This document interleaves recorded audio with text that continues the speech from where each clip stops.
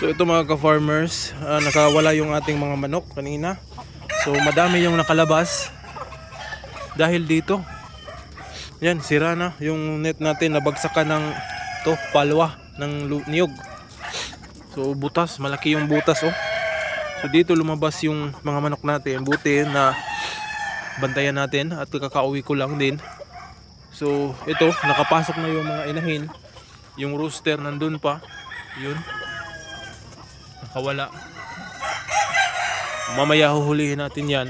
Pero ngayon ay ipifix muna natin ito para hindi makawala yung mga inahin natin.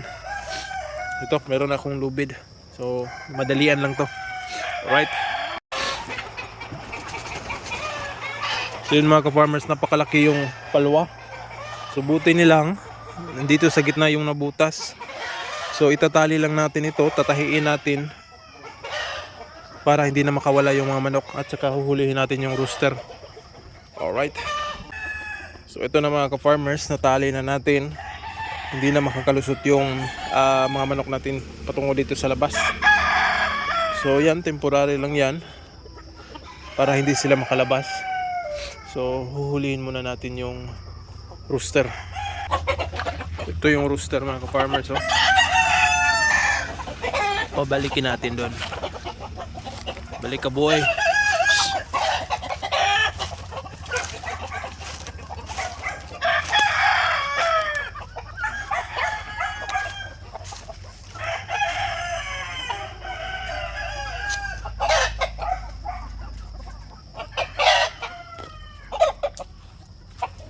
Ayan o. Laban lang kayo.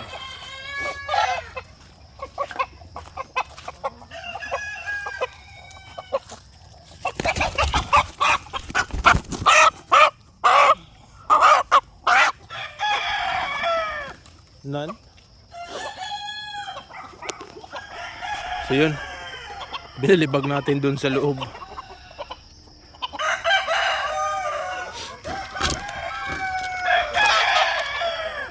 Subutin nilang nabantayan natin at hindi lahat nakalabas. Siguro 6 lang yung nakalabas, ikapito yung rooster, kaya naagapan agad natin. Kakauwi ko lang mga ka-farmers at ito na yung bumungad sa atin. So ngayon ay nasa 8 AM na, pero yung panahon makulimlim. So yan oh, madilim talaga ang paligid. So sana hindi lang umulan.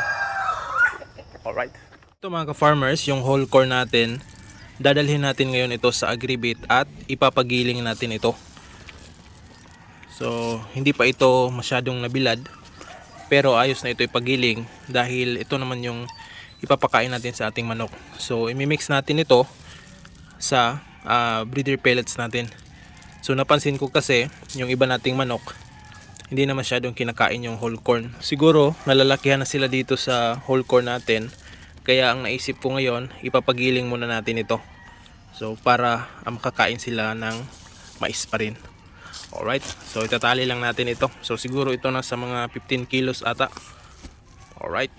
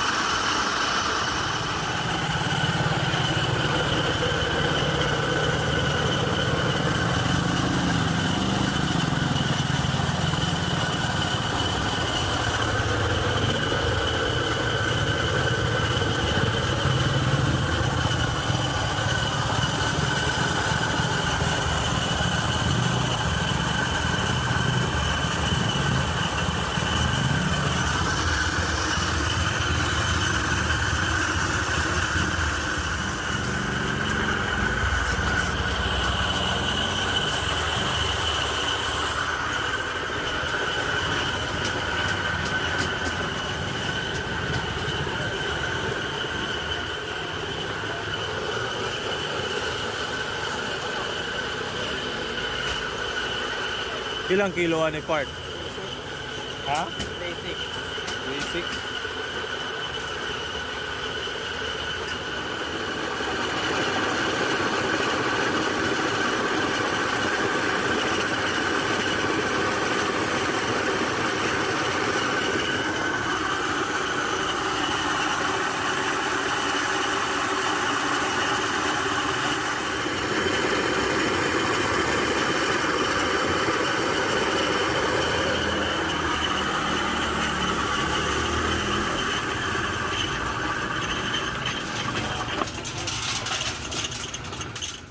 Ito na mga ka-farmers yung mais natin. So nagkakaganito mga ka-farmers dahil hindi naman masyadong tuyo yung mais natin. Kaya hindi masyadong na-crack. So meron pa tong moisture kaya ganito lang kalaki. So hindi kasi nabilad pa ito ng araw. Pero kapag nabilad ito ng araw at tuyong tuyo, mas gaganda pa ito. Pero ayos na ito dahil pwede na natin itong i-mix sa pagkain. At bumili rin tayo ng yung breeder pellets natin. So ito yung ihahalo natin ito. Medyo mainit pa yung mais natin. So ngayon ay magmi-mix muna tayo para magpakain. Alright. Ang mixture natin dito mga ka-farmers ay 50% nitong GMP tsaka 50% naman nitong crack corn. Alright. Isa, dalawa, tatlo, apat, 5, 6. Tapos 6 din nitong mais natin. 2, 3, 4,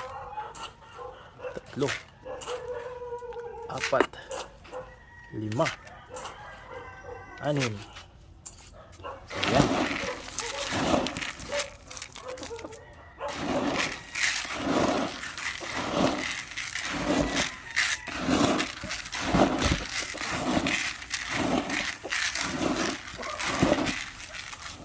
So ito na po. Ito na yung ipapakain natin sa mga manok natin.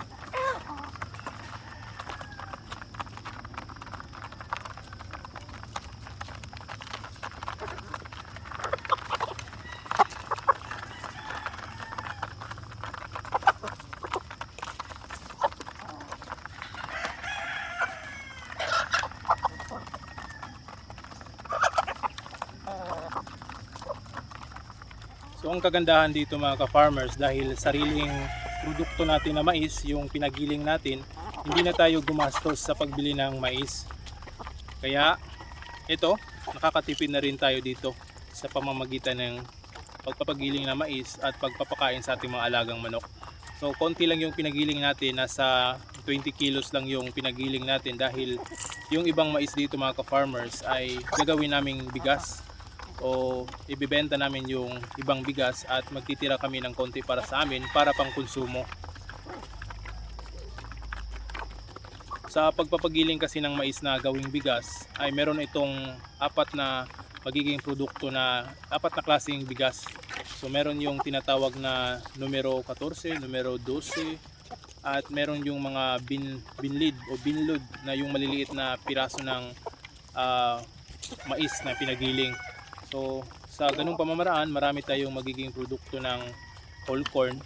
At meron pang isa, yung darak na mais o tinatawag na corn brand. Dahil meron kaming mga baka, at yung darak na mais magagamit din namin yun. So walang mapupunta sa waste sa pagiging produkto kapag nagpapagiling ng mais na para gawing bigas.